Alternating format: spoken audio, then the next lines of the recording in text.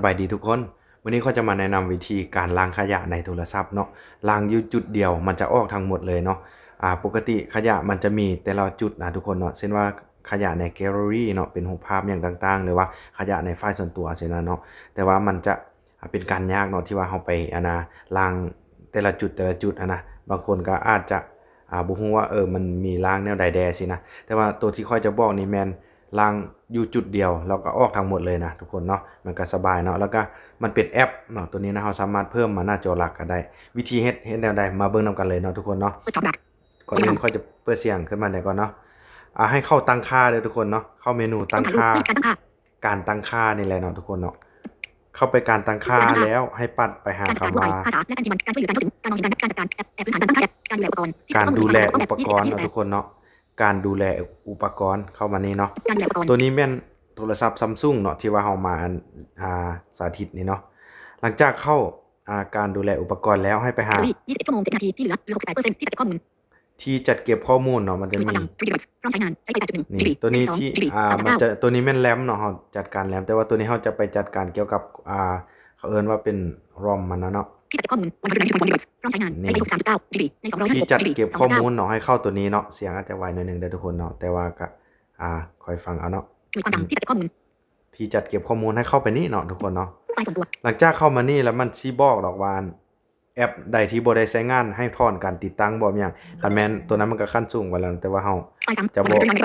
มีไฟล์ซ้ำมีไฟล์ขนาดใหญ่มีหยังพวกนี้แต่ว่าเฮาบ่เฮ็ดได้ตัวนี้นะทุกคนเพราะว่าเฮาจะมาล้างขยะเนาะขยะก็คือตัวที่เฮาลบไปแล้วมันยังค้างอยู่หั่นให้ลงไปลุ่มสุดเนาะลุ่มสุดมันจะมีถังขยะเนาะ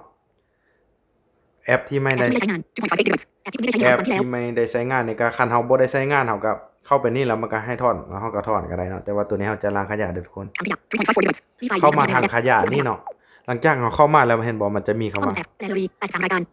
แกลเลอรี่เห็นบ่ข้อมูลแอปไฟล์ส่วนตัว112ข้อมูลแอปไฟล์ส่วนตัวเห็นบ่มันจะอยู่ในจุดเดียวกันนี่เลยเนาะแต่ว่าเฮาจะบ่ล้างถ้าเฮาจะสร้างไปเป็น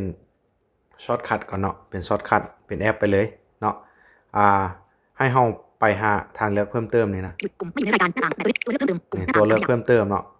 หน้าต่างปรับนี่แล้วมันจะมีคำว่าย่อปุ่มไม่อยู่ในรายการวาดปุ่มวิดีโอเซลฟี่อัพหยุดปุ่มมันจะมีเดี๋ยวตัวนี้มันเอาตัวนี้มันมาบังเนาะทุกคนเพิ่มไปยังหน้าจออยู่ในรายการเพิ่มไปหน้าจอหลักนี่เนาะเพิ่มไปยังหน้าจอแล้วเฮาก็เพิ่มปุ่มเพิ่มเนาะเพิ่มขยับไปยังหน้าจอแล้วถ้าเฮาบ่เพิ่มก็เฮาสามารถเข้าไปเลย3.54 GB ข้อมูลแอปเนาะรูปภาพ20.200,000เป็นไฟล์ส่วนตัวหรือว่าแกลเลอรี่นี่เขาเข้าไปแล้วก็ติ๊กแล้วก็ลบเลยนะทุกคนเนาะแต่ว่าเฮาปิดออกก่อนตอนนี้นะเพราะว่าเฮาเพิ่มไปหน้าจอหลักแล้วเฮาจะไปเฮ็ดผ่านตัวนั้นเนาะไปเฮ็ดผ่านตัวนั้นก็คือเฮามาหาถังขยะแน่เข้าไปถังขยะมันก็เป็นคือกันกับเฮาเข้าตั้งค่าเลยเนาะเข้าตั้งค่าก็คือเดี๋ยวเฮาจะทวนคืนอีกวันนึงเนาะก็คือ1เข้าตั้งค่า2มาเข้าการดูแลอุปกรณ์3มาเข้ามันที่จัดเก็บข้อมูลเนาะแล้วก็ลงไปหา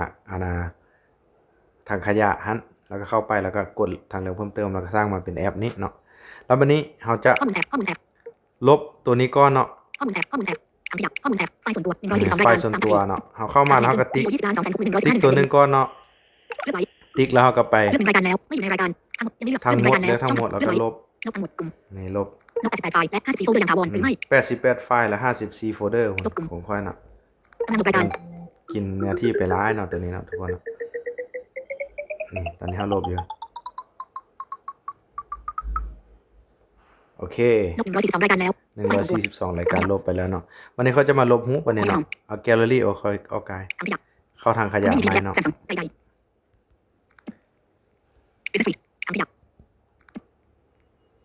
เข้าบ่ได้เนาะมันบ่มีไฟล์แล้วมันเข้าบ่ได้เด้อทุกคนเพราะเมื่อกี้ค่อยลบไปหมดแล้วเนาะนี่คุณไม่มีขยะ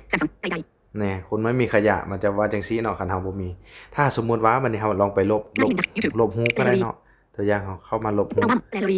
ถ่ายรูป155รายการกลุ่มต้องถ่ายรูปตรงนั้นแล้วเขาจะลบ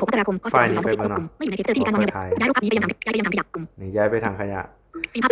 ทางขยะนี่ที่จริงเขาตั้งบ่ให้มันมีก็ได้ทุกคนแต่ว่ามันก็เป็นการกันไว้เนาะว่าเฮาอย่ากู้ไฟล์คืนนะเดี๋ยววันนี้เฮาลบไปไฟล์นึงมันจะมาบ่เฮามาทางขยะเนาะเฮาต่อเข้าไปเบิ่ง คุณไม่มีเพียงระยะ Samsung ใด นะมันยังบ่ทันได้รีเฟรชให้มันก็บ่ทันได้มาเทื่อนะทุกคนเนาะอันในคลิปนี้ก็คืออยากให้ฮู้ว่าวิธีไปตั้งถังขยะมาไว้หน้าจอหลักเฮ็ดแนวใดเนาะแล้วก็วิธีลบก็คือว่าเข้าไปเนาะเข้าไปแล้วก็ไปถอนออกเลยเนาะหมายความว่าไปติ๊กแล้วกดลบออกเลยนะทุกคนเนาะติ๊กเอาทั้งหมดลบทั้งหมดแล้วก็ลบเลยนะแล้วก็อยู่ในหั่นคันว่าเข้าไปอ่านเบิ่งฮักมีเฮ็ดหลายๆอย่างเนาะตัวอย่างแอปบ่ได้ใช้งานโดนบ่ได้ใช้งานมันจะบันทึกขึ้นนั่นให้ว่าแอปนี้เฮาบ่ได้ใช้งานเฮาสิไปถอนหรือสิไปปิดใช้งานสิไปเฮ็ดอันใดมันบ่นะก็มีอยู่ในหั่นนะทุกคนเนาะ ๆ การช่วยเหลือพิเศษ ก็ลองไปเฮ็ดเบิ่งโดยตัวเองเบิ่งเนาะว่ามันอาจจะเป็นคือกันบ่ตัวนี้แม่น Android 16 One UI 8เนาะทุกคนเนาะเป็น Samsung ที่เฮาเอามาสาธิตในตัวนี้เนาะทุกคนเนาะ